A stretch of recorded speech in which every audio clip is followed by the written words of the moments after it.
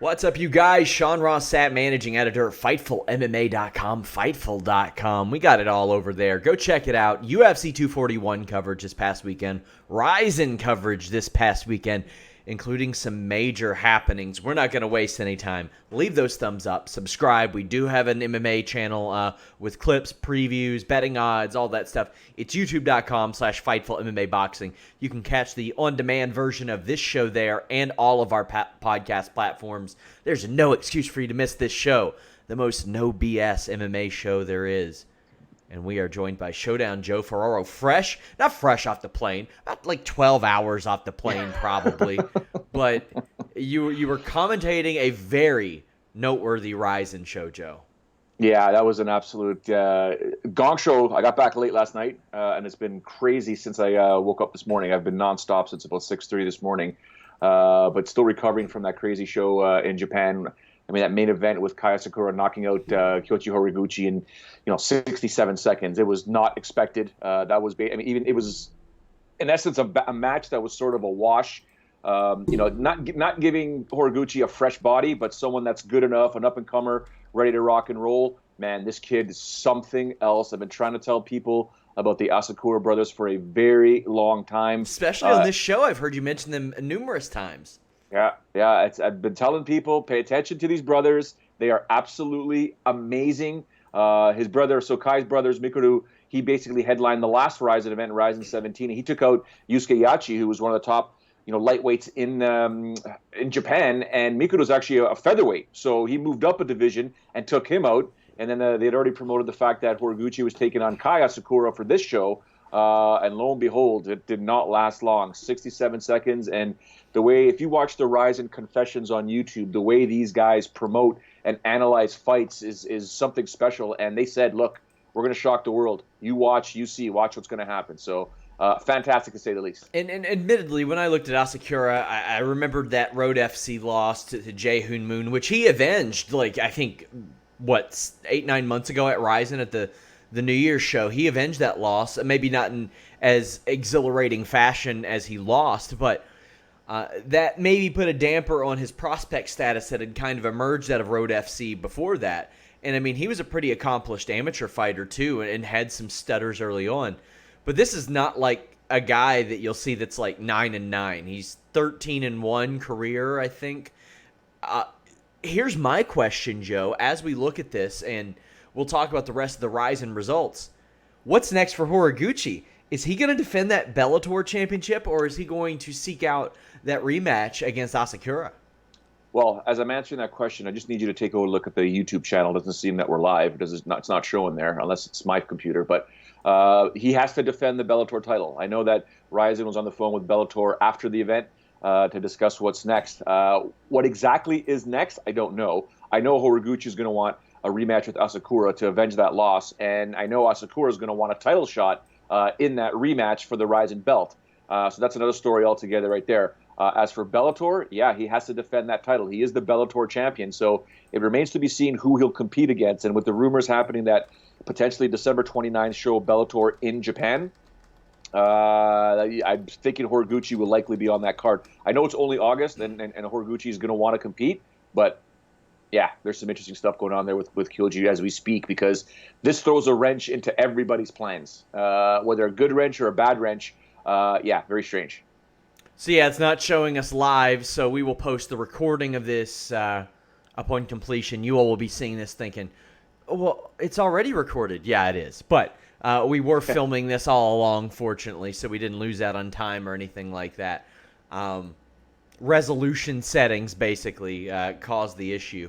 But yeah, well, this Rizin show, as we look at things, we also had Takeya Mizugaki losing in pretty big fashion to Manuel Cape.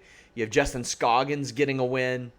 What else do you... Kana Asakura got a win via split decision. What stood out to you on this show? Oh, so many different things. First things first, I've been telling everybody about the Asakura brothers. I now need you to start paying attention to Takaki Soya. This kid is something special. Mark my words, this kid is something special. He's absolutely fantastic. Soya is absolutely no joke. He's an up-and-comer, and he'll be absolutely fantastic. He'll be in the rumored bantamweight Grand Prix. No ifs, ands, or buts, because he's well loved in Japan, considering he suffers from a rare disease. Took some time off and continues to showcase just how fantastic he actually is. So he emerged victorious as well. The Kana Asakura Alicia Zappitella fight was a split decision. You could have easily made the argument that Alicia won that fight. She didn't. People can call it a hometown decision. It was a very close fight, but I think Zappitella did enough to win that fight. John Wayne Parr didn't win the fight. He got a split decision, but it was an absolute honor, A, calling his fight, but B, spending a lot of quality time with John Wayne Parr while I was in Japan. That guy there is something else. He's still trying to get that 100th Muay Thai victory of his career. So we'll see if he gets another chance at it. Manel Cape taking out Mizugaki. Dude, that was a high level. I don't know if you saw it, Sean. It was an uppercut, step off to the right, throw an overhand or throw a right hook, and he dropped Mizugaki like it was bad news. It was like high level technique. It's not something you would learn in a boxing class right off the bat. That is something that was really, really high level. And Hamasaki, I think that's someone that you could appreciate. She was in big trouble in her fight early on, and then the world class. There's a reason why she's the #1 atomweight and super atomweight in the world. It's you just saw it in that fight, how she systematically defended the bad trouble, the bad news, turned it around, got a dominant position, and then went for the armbar with complete and utter confidence, not worried at all that her opponent, who's a high-level grappler as well, could reverse it. So that was great. Now, you and your catch wrestling buddies, obviously Josh Barnett was there, and he cornered Victor Henry, who took on Trent Girdham. That was a fantastic fight. It was third from the top, so it was just under the co-main event. A lot of people wondered why. Well, watch that fight, and you'll see why. It was a fantastic fight, and I was blessed and lucky enough to then hang out with Trent Girdham afterwards, me and his cornerman, as well as Ben Nguyen, who was my color commentator for the show here. We went to grab a bite to eat after the show. And I got to tell you, man, I got all the time in the world for Trent Girdham. I wish, Sean, I honestly, sincerely wish I was able to record that whole thing. I've never laughed so hard in my life. That guy there is an absolute mess. I would hang out with him anywhere in the world. He's hilarious, funny, has the best analogies, and knows fighting, man. He knows fighting well, and could have did better in that fight there. Got submitted with an inverted triangle choke, but man, just a gangster, just an absolute Australian gangster. Love that kid. So I wanted to ask you, how did you feel about Ben Nguyen on commentary? Frank Trigg was in the cage for another reason. He was over at UFC 241 doing some reffing. What did you think of Ben Nguyen? Ben Nguyen was fantastic. I mean, for his first real big show to be able to do that on that type of stage, I thought he was absolutely fantastic, and he's only going to get better. I don't know if Ryzen's going to bring him back, or if because it was more or less Frank's schedule. Maybe you can get in there with Chris Cordero. Oh God, here we go. But yeah, you know what? He was paying attention because there was 5 bantamweight fights on this card, and obviously that bantamweight Grand Prix coming up potentially in 2020. Ben's going to want to get into that, so it could be a rotating color commentator. It could be Frank Trigg, could be Ben Nguyen at any time. So lots of love for Ben Nguyen. He's a great guy. Obviously got to know him a lot more under these circumstances as opposed to when he's competing, because you don't have much time to talk to the fighters when they're competing the week of the show. But man, great guy, funny, hilarious, knows the Japanese culture inside and out. We went out to an amazing Japanese barbecue after the weigh-ins, and man, we had a great time, and all the time in the world for Ben Nguyen. I got to get myself to, obviously, to Australia because of Trent Girdham, John Wayne Parr, and Ben Nguyen, open invitations, and to Thailand. Man, I got to figure. We got to do a Fightful from Thailand. That's what we got to do. God, I wish. Also worth noting, Jared Brooks, UFC veteran, no contest due to an accidental headbutt. John Wayne Parr lost via split decision. I love mixing in the kickboxing. I love it. It's a good way to kind of get that on a grand stage as well and get us talking about it, because otherwise we're probably not talking about a John Wayne Parr fight, all things considered. A very noteworthy Ryzen show. And when you're talking about events overseas and like us, for outside of you doing commentary, a viewer internationally, that's about all you can ask for, is something noteworthy. I mean, you're going to have hardcore fans, but hey, people are going to remember this show. People are going to remember Kyoji Horiguchi.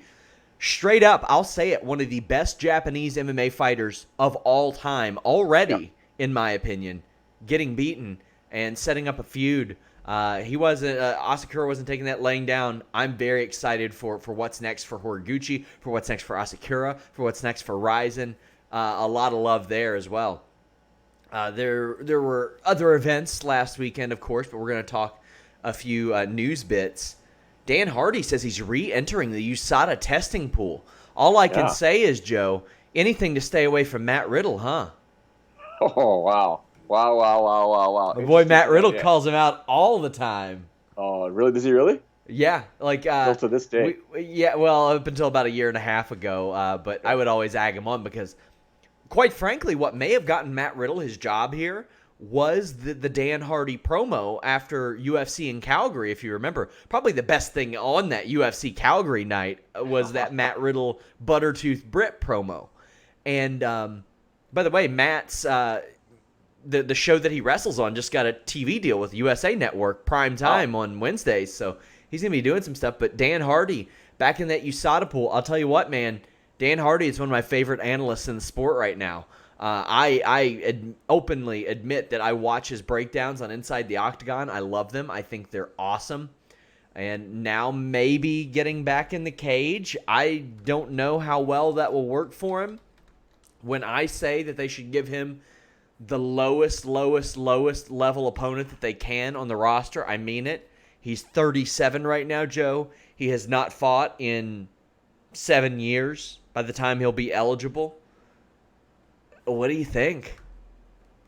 I don't know. I don't know what to think because I'm I assume it's passion.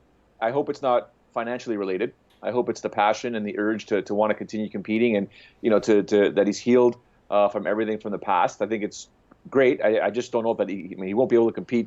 I mean, at number 15 in the division is Vicente Luque. I don't want to see Dan Hardy competing against Vicente Luque or Dos Santos or Lawler, Pettis, or Askren.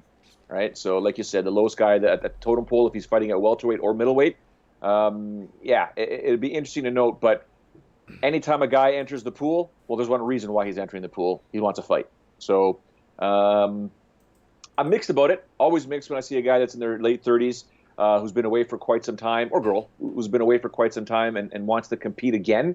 I'm weary about it all. But if it's all done, it's all healthy, pass all the tests, and everything is good to go, there's no real harm other than what you would get in a mixed martial arts fight, which obviously could be concussion related and or just injuries to the body.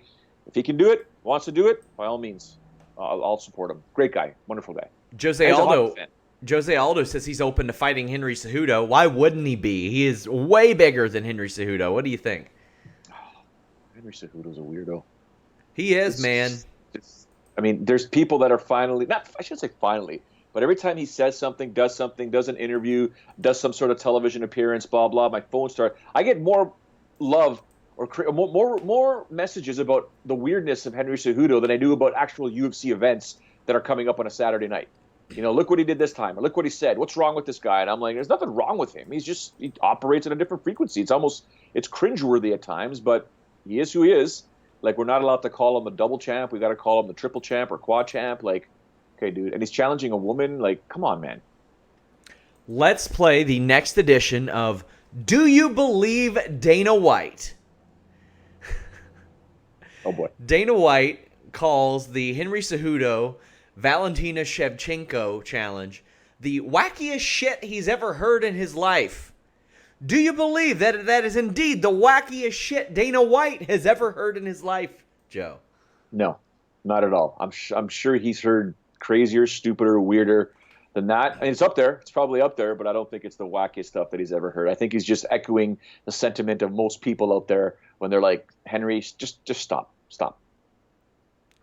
Dana White claims that the man that Conor McGregor punched, which we have not talked about yet, we will, was much younger than he appeared, perhaps 40.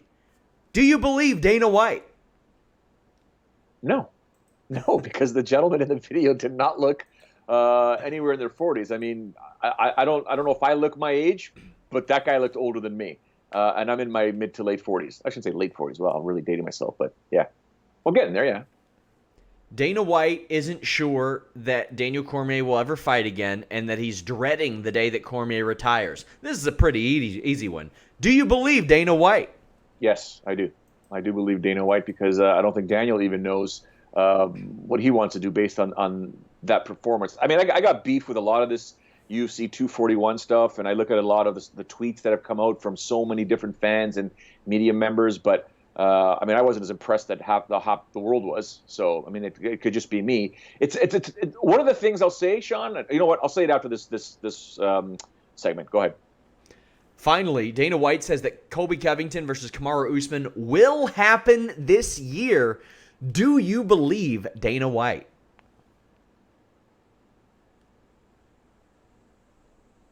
No, no, I don't believe it. I'm just going to edge on the side of caution here. I don't believe him. It's only August. That would push this fight probably in November. Could be November, December. It could be September. I don't know, but it's a fight I want to see. I'd love to see Colby Covington as the official champ. But yeah, when it comes to Dana putting on these fights, sometimes we'll see. More news out of the MMA world. Conor McGregor did attack an older gentleman back in April, apparently. Punched him in the face, allegedly, because he turned down a shot of his whiskey. I don't care what was said there, Joe. If you were in Conor McGregor's position, you do not strike the man. Unless he said, I've got a bomb strapped to my chest, you don't punch the guy. I don't see any. I mean, I wasn't able to hear the audio because I actually watched it while we were at Ryzen. One of our producers to my left, had his computer open, turned it over, and clicked to YouTube. All I saw was this, it didn't even look like an argument. It just looked like a guy just didn't want to take the shot of whiskey, or may have called it piss water. Who knows what he called it? I don't know. But then Conor got upset, and as soon as the guy turned around, Conor suckers him. Like, wow, what are you thinking? Like, I don't. Is he really becoming that delusional to not realize who he is? That anything and everything around you will always be recorded? Like, I don't know, man. He's just on a different plane right now. Like he always has been, but it's worse now. Like, you don't go sucker punching people because they don't want to have you. You don't go sucker punching people regardless. Yeah. But because he doesn't want to try your whiskey, dude. And I'm hearing a lot of stories about the hatred that is being built up in Ireland for Conor McGregor. It's almost divided down the middle. I heard that there was some bottle smashings. A lot of bars and a lot of pubs apparently threw out the proper 12. They won't serve it. They dumped it all, opened the bottles, smashed them. The popularity of Conor McGregor is apparently increasingly dropping in Ireland, where it's split down the middle. You still have your hardcore fans and appreciate what he's done, putting Ireland truly on the map when it comes to the world of mixed martial arts and combat sports as well. But then you have the other side. It's like we don't want this guy to represent us. He's not a representative of Ireland. So it's getting very, very interesting and crazy for Conor McGregor. Chris Weidman's light heavyweight debut is set. Dom Reyes. I think this is a good matchup, Joe. Yeah, and Chris is probably going to lose that fight. So I'm looking forward to it. Yeah, looking forward to it going down. And it's the main event, isn't it? I believe so, yeah. Okay, yeah. It's a good fight. It's a fantastic fight. We'll see how Chris does at 205 pounds. But Reyes is no joke, man. Dude's got power. He's fast. He's quick. Woo. Amanda Nunes defends her Bantamweight Championship against Germaine Durandamy at UFC 245 on December 14th. Hell of a fight. The right fight, I think. Yes. Yeah, I like it. I want to see it. I definitely want to see it go down. I want to see, we were a lot of people are calling Amanda the GOAT, right? The GOAT of all time when it comes to women's MMA, based on what she's done. And now, listen, let's not kid ourselves. Germaine Durandamy in the stand-up realm is a huge challenge for Amanda Nunes, especially with GDR's pedigree, resume, and whatnot. She's violent, very violent. But so is Amanda Nunes. So we'll see if Amanda wants to stand and trade with her or take her down to the mat and take over from there. So it's going to be a fun fight for sure. Before we get into the UFC 241 pay-per-view, we're going to play How Much They Make, UFC 241 edition. Now, this will be in totality, whether it's win bonus, whether it's show based on the fact that they lost. We're going to guess how much these people made disclosed. Joe, Nate Diaz, how much he make? $300K. $250,000. You know he's getting a cut, though. Oh, yeah. Guaranteed. He ain't leaving that house for $250,000. Here's a good one. Derek Brunson. Derek Brunson. $100K. $190. Wow. That's a good payday for him. Interesting. Good for him. Hannah Cyphers. 25K? 28K, not far off. All right. Jody Escabel. Jody Escabel.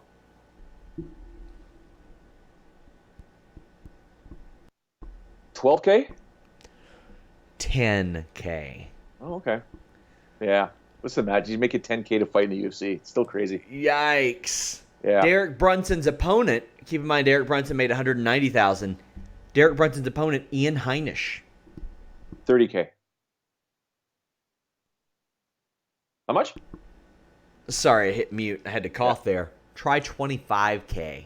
Yay. Yikes. Wow. What a disparity. But, yeah. Daniel Cormier. DC probably got, I was going to say $1 million, but that's probably because of the pay-per-view buys. I'll go with half, 500K. You right on the money. Oh, there you go. Okay. How about Stipe? I should say, well, he might get more than $1 million. I'll go with 500K again. 750 disclosed. Attaboy. Here's the most interesting one. Corey Sandhagen. Yep. What you got? 50K. 154,000. Wow. Good for him. Collect. Secure the bag, my friend. How much they make? Well, I'll tell you what.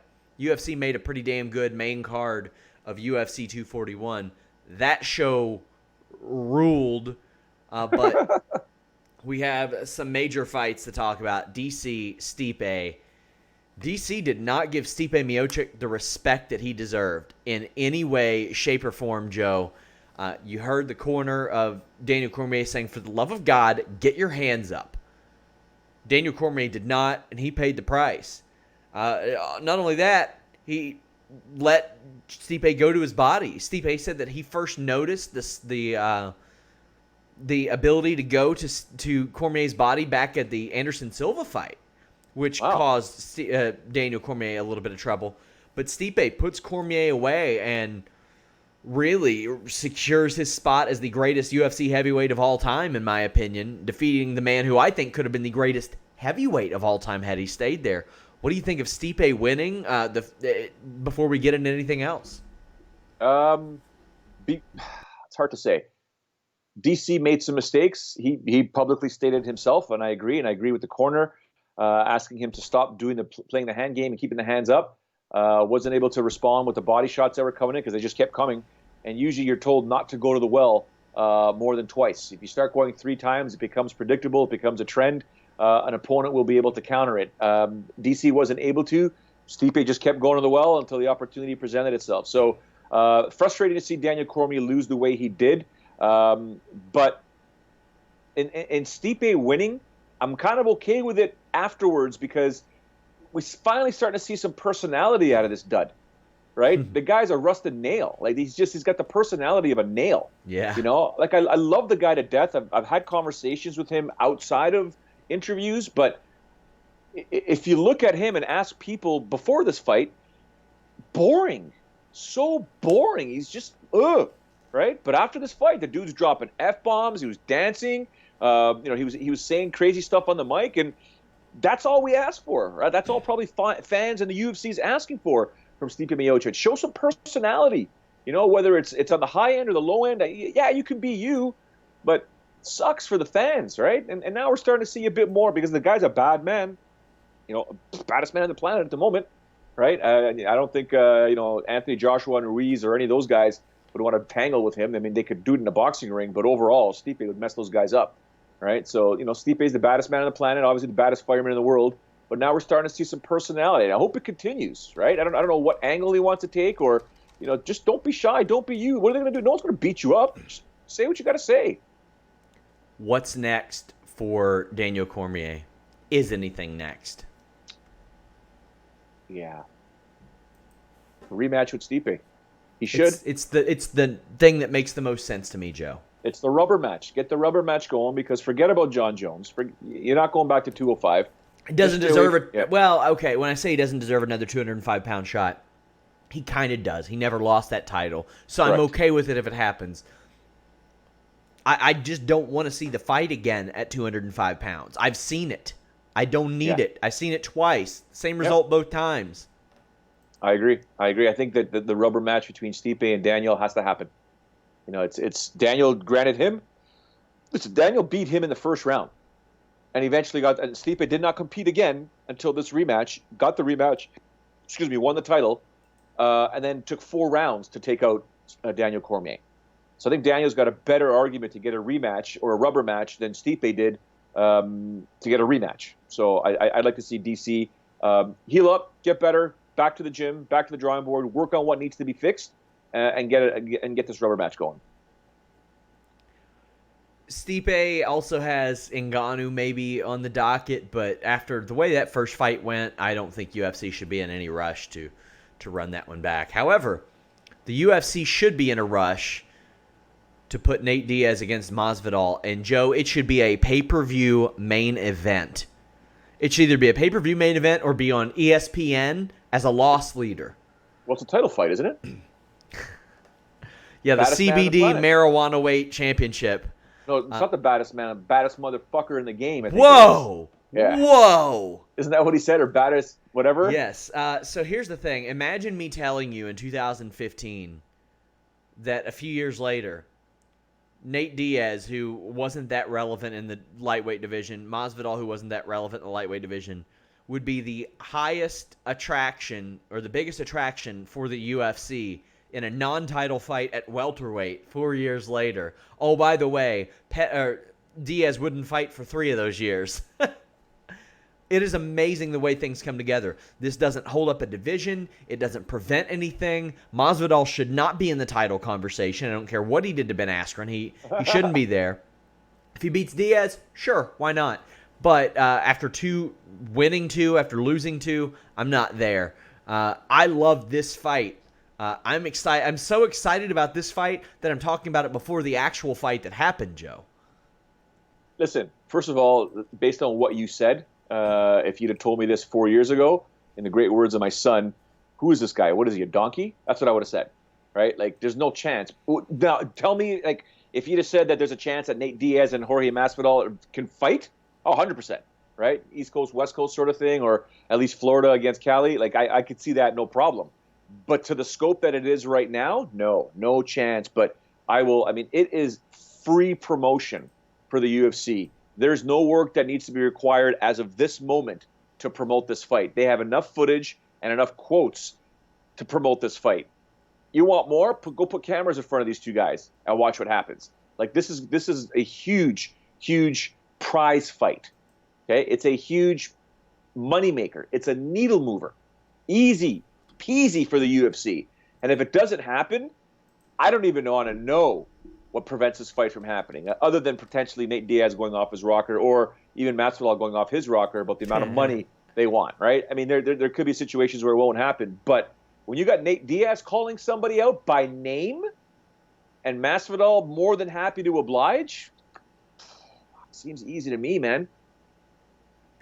Yeah, it seems like a no-brainer to me, and my thing is it should headline a UFC pay-per-view because it should be 5 rounds, and if it's not headlining a UFC pay-per-view, it should headline on regular ESPN because this is the type of fight that you can look at in the same scope for ESPN as maybe Griffin and Bonner for Spike TV, where, okay, you want a lot of people to get interested in MMA, here's a good chance. As many people that are going to be interested in a fight of that caliber will be interested in that. Bars will have it on every corner. There might be people that train MMA because of this fight. I'm down with that. Anthony, let me ask you one question before you go to the bout. Now that you know that Diaz is a needle mover, not you. Now that Dana's publicly admitted it, finally, that Nate Diaz is a needle mover, and the numbers are there. Just go look at the UFC YouTube channel. Go look at the videos that Nate Diaz is involved with. Okay, his post-fight interview alone. Okay, go look at those numbers. So you know Nate Diaz is going to move the needle. If you're Dana White, Sean Shelby, etc., would you not pick up the phone or fly down to Stockton, sit Nick Diaz down, and ask him, what will it take for you to return to the octagon? Because hot damn, that guy's a needle mover as well. You could start alternating Diaz brothers in events. You want to start making some money again? There's an answer for you right there. Yep, they should. They fully should. I don't know if they will, but they should. So Anthony Showtime Pettis broke his foot, which changed the outcome of this fight with Nate Diaz. I feel like if he didn't break his foot, the leg kick game continues, and Anthony Pettis probably ends up taking a very, very close decision. But that ain't what happened. He broke his foot. He couldn't do it anymore. He couldn't switch. And Nate Diaz took advantage. And Nate Diaz did what Nate Diaz does and wore Showtime Pettis out. And this was a great performance out of Nate Diaz. It's almost all you could ask for. I can't believe that Pettis withstood those knees to the head. I thought the fight was going to end there. An okay performance out of Pettis until he broke his foot, but I thought that Nate Diaz did everything that he was supposed to do to win this fight, Joe. I can't say enough positive things about him. Yeah, I mean, Pettis was winning that first round, in my opinion. I don't know how two judges got a 30-27. Well, you know what? I could see, but I think Pettis was doing just what he needed to do in that first round to give Diaz all kinds of problems. And then after that foot break, it's game over, right? That's MMA. Sometimes your foot gets broken, you roll an ankle, your knee pops, whatever it could be. It's damage, right? And you can't blame the other fighter for not taking advantage of the damage or swinging the tide of the fight, the momentum in another way. So Nate Diaz did what Nate Diaz is supposed to do: swarm, attack, keep going, keep punishing, and emerge victorious. So kudos to Nate. Sucks for Anthony, but that's just part of the game. It's just, look at Uriah Faber. He had both his hands busted against Mike Brown, and he still went after him with elbows, right? So try and figure it out, right? So, but Pettis has heart to have your foot broken and continue fighting. People don't understand the type of heart that it takes. Most people were like, okay, it's over. My foot's broken. It's over. I'm out. Tap, or in real life, it's over. This guy kept going. So give him some respect for that. So we know what's next for Diaz. Pettis, anybody at welterweight, anybody. Probably, you know who I wouldn't hate to see him fight? Robbie Lawler. Wouldn't hate to see him fight Robbie Lawler in the future. That's a good point, yeah. Wouldn't mind that one. Maybe Vicente Luque, somebody like that. I'm okay with that. Yoel Romero, I get the feeling he's effectively done at the championship levels of middleweight and MMA, honestly. He's in his 40s. He had a pretty good performance against Costa, all things considered. He didn't go away, but Costa just beat him, in my opinion. I was shocked that this was so controversial.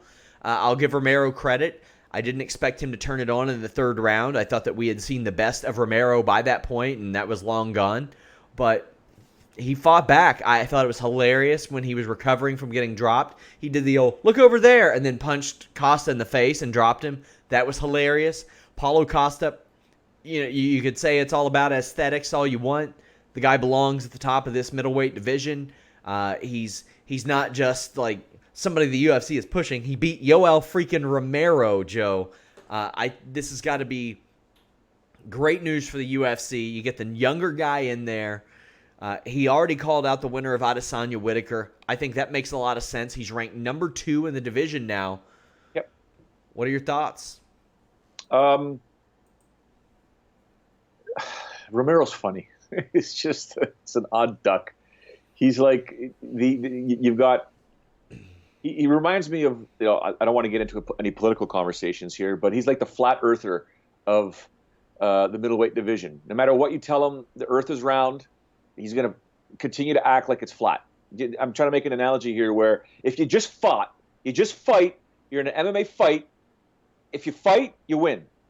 You keep doing what you're doing, you're always going to be wrong. You're going to lose. Right? And Paulo Costa just sat there and just picked away at him, ate some shots himself. I just think Romero, the way he thinks, doesn't operate properly sometimes in MMA, because I think he could have been so much greater in his career overall. If he'd have just attacked more, right? I get strategy. I get baiting your opponent. I get lulling them to sleep. I get that. But the guy. I think he threw more. I think he stuck out his tongue more times than he threw punches or kicks sometimes. It's just like, put your tongue back in your mouth and fight. You know what I'm saying? But it was a unanimous decision, 29-28 on the 3 scorecards. All the people that said Yoel Romero won this fight, I could say, yeah, you might. I could see parts of where a round you could give a round to Romero, but why make it so close, Sean? Why make it so close? Just beat up your opponent.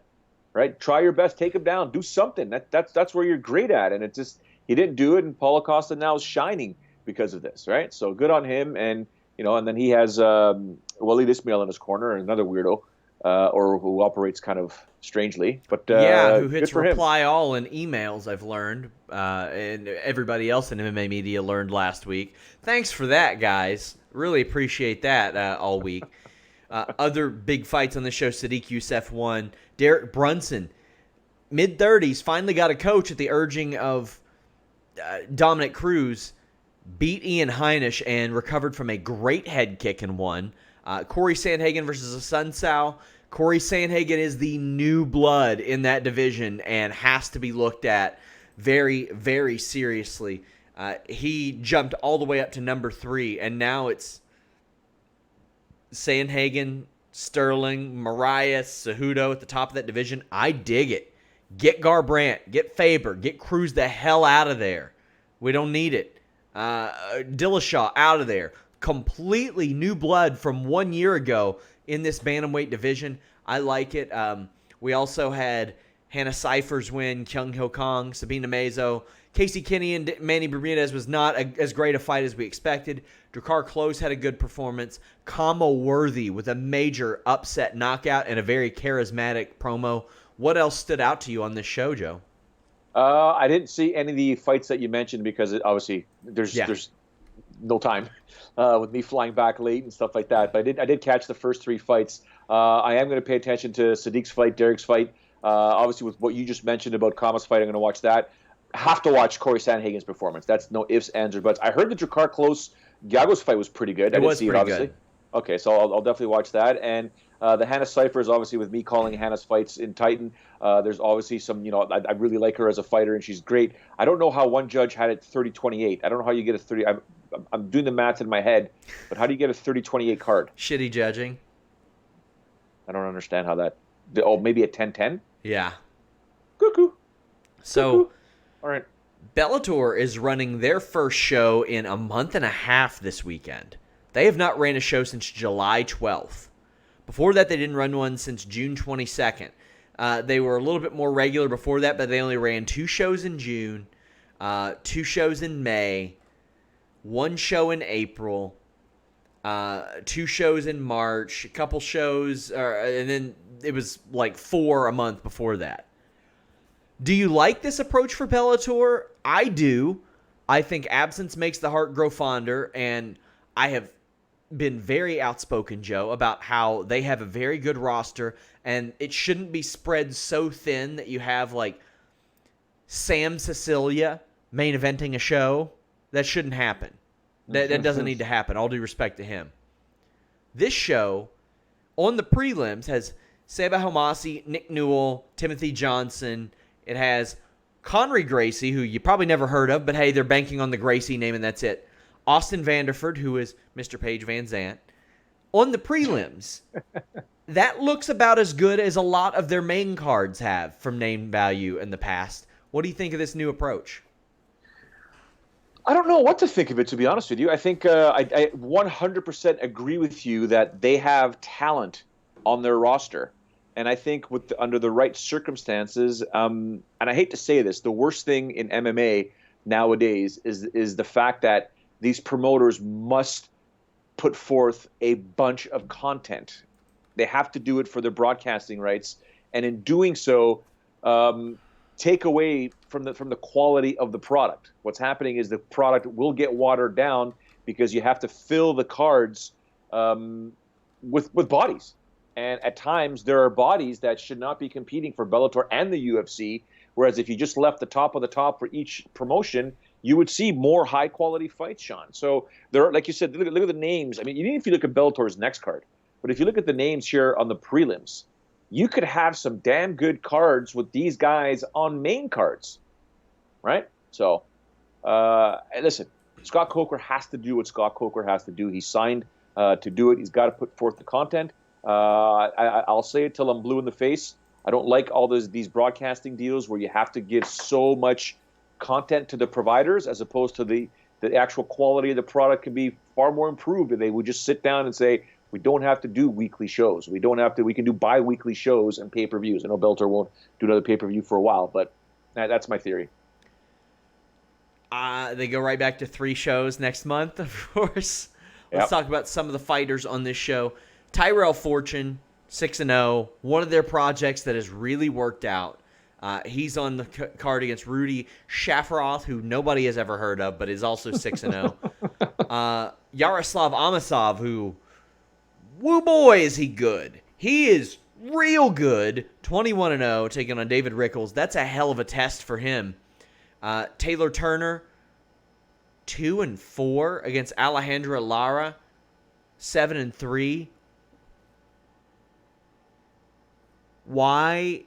Well, first off, why is anybody that's 2-4 getting booked in the promotion, Joe? Does she take this on a? Well, that's another story. I don't care. I don't care. There's somebody who's better than 2-4. Oh yeah, no ifs, ands, or buts, especially a flyweight. 2-4 on a Bellator show. I'm gonna double check here, make sure it's the main card. Yeah, main card. Build on Wikipedia as 3rd from the top. Ugh. There's something we don't know. That's stupid.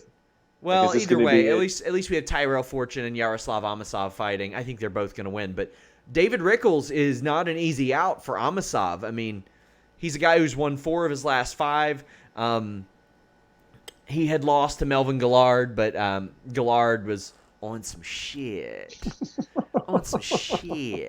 Rickles has never lost 2 in a row. He has been a Bellator mainstay since 2011.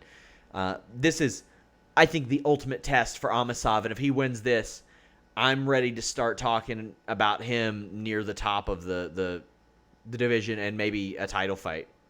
Not yet. Not at 170. He's got a bit of work to do. Take out Rickles. Yep, take out Rickles. But man, this is a pretty stacked division at 170. Right? Give him time. I guess, but I mean, this would be him beating Gerald Harris, Eric Silva, and David Rickles back to back in Bellator. Valid. Yep. And I mean, he doesn't have a finish yet in Bellator, and that's the big thing. 'Cause he was finishing everybody like over in the Ukraine or wherever the hell he fought. I think Ukraine. But if he starts to get finishes, if he can finish David Rickles, that would tell me a lot. Also on the prelims, I mentioned Nick Newell, great person to have on the prelims. Timothy Johnson, good name to have on the prelims. Seba Homasi, whatever. Austin Vanderford, that's a good name. I mean, Seba Homasi, UFC vet. Ricky Bandeas, that's a pretty good name. And then you got Conry Gracie. Who cares? He's there for the name.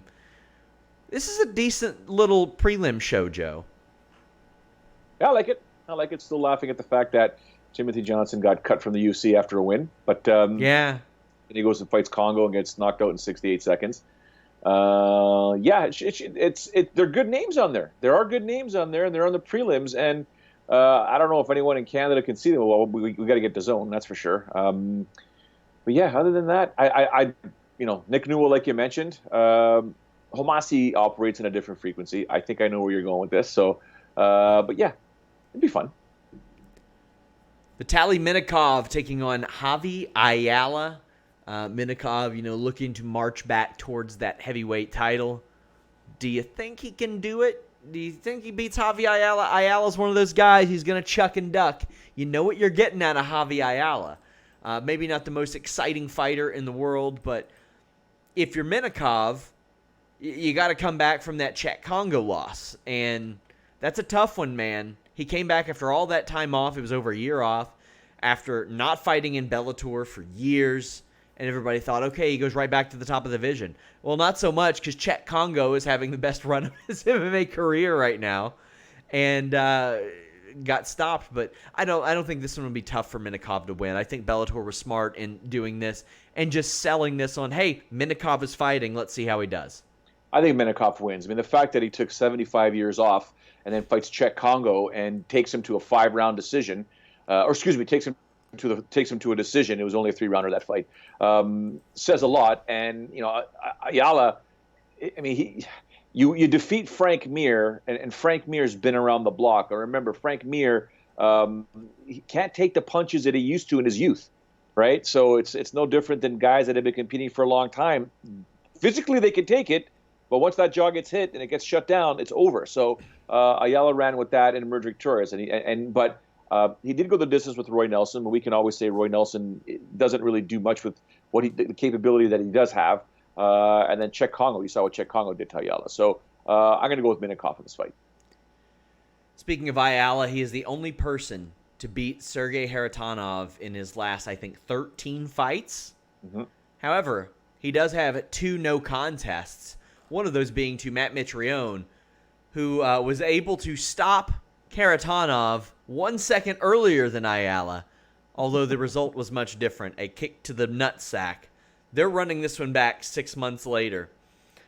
I'm going Haratonov here. I mean, the guy has competed at a high level for so long, hasn't been getting beaten.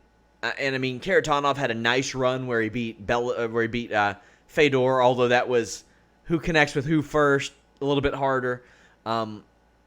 I think Haratonov's going to take this. I think he's more technical. I think he's more well-rounded. I think that he has competed, oddly enough, at a higher level for a longer time than Matt Mitrione. I mean, around the time that Matt Mitrione started in the UFC, about 2010 to 2011, Sergey Haratonov was fighting the Josh Barnetts of the world.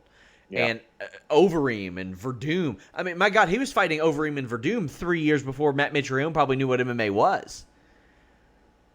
How do you think this one goes? I mean, you look at Haratonov, and man, he is really an unsung hero of the heavyweight division.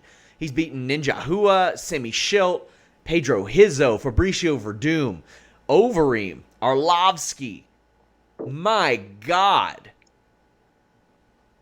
What do you think? You believe he's younger than Mitrione? Isn't that crazy? He's younger than Mitrione, and it's funny we're 2 talking years about, younger. Yeah, it's funny we're talking about a bout where nut shots were the issue in the first one, or a nut shot. Just funny that the bout that I was mentioning to you in the Rising card that was third from the top, Victor Henry against Trent Girdham. Ben Wynn and I were having so much fun calling that fight, and it was not funny, but we were just having fun at the nut shots because I think it was Trent Girdham went up 2-0 when it comes to nut shots, and then Victor Henry tied it, made it 2-2. My God. 4 nut shots landed in one fight, despite the high quality MMA. It's just, sometimes southpaw or just depending on the position. But talking about this Bellator main event in the heavyweight division, I agree with your assessment. Haratonov, I think, is going to emerge victorious. I think he's just got that different type of, I'm not going to compliment his footwork, but I think it's different than Mitrione's to the point where Matt Mitrione may get caught in a very bad position with Haratonov landing that one punch that just drops everything. Now, Mitrione does have power. Let's not kid ourselves. If he decides to turn things on and Haratonov is caught flat-footed, could get ugly, Sean. Could get real ugly for Haratonov. I just look at this fight here, basically paper versus paper. I'm going with Sergey. I am too. I think this is an okay main event for Bellator, and I guess I'm hypercritical over Bellator because I know they can do so much more. Always, I know that they can do so much better. They have so many champions that fight like they have them fight once a year, and maybe that bothers me a little bit. And I mean, God, they got enough Pitbull brothers to headline more than one show a month, for the love of God. But I will be watching this show. We will cover this show next Tuesday on the Fightful MMA podcast. But as we wrap up, John Jones will have a hearing for his battery trial. That's coming up next month. But no UFC this weekend. I'm happy. I'm very excited. I won't be able to do a post show for the show in a couple weeks because I'll be in Chicago for an AEW show. But Joe, what do you have going on this week? You've had a lot of stuff over the last week. A lot of stuff going on. I'm in catch-up mode for all things in my life. So I'm dealing with, I would say, 3 to 4. I'm not going to put them at that emergency scale, Yeah. Sean, but they're like just you got to get them done ASAP, Joe. So that's where I'm at right now, and I'm actually glad there's no UFC event this weekend, only because I'm apparently going away with the family for the first time in a very long time. It may not be an overnighter. My son's trying to fight me. He wants an overnighter. He wants to stay in a hotel like Daddy does, and blah blah. So we'll figure that out. But yeah, it's going to be an interesting week leading up to everything. It sucks that as crazy as it sounds, I am interested in this Andrade Zhang fight just to see if Zhang can pull off the upset. And it's got a pretty good co-main event. But in a way, it's good because before the show, before we came on the air, I think there was 4 fights that got dropped from this show. So the UFC is in scrambling mode at the moment to figure out who they're going to fill up. So next week we'll be able to discuss it on the podcast here. So, but other than that, Sean, for myself, just same old, work, and obviously I'm so glad to be home to coach the boys practice tonight and game on Thursday. So.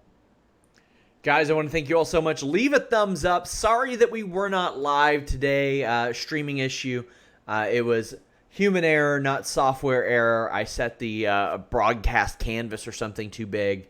But we'll be right back live next week, as we will be every single week. Till next time, guys, leave a thumbs up, subscribe. We're out.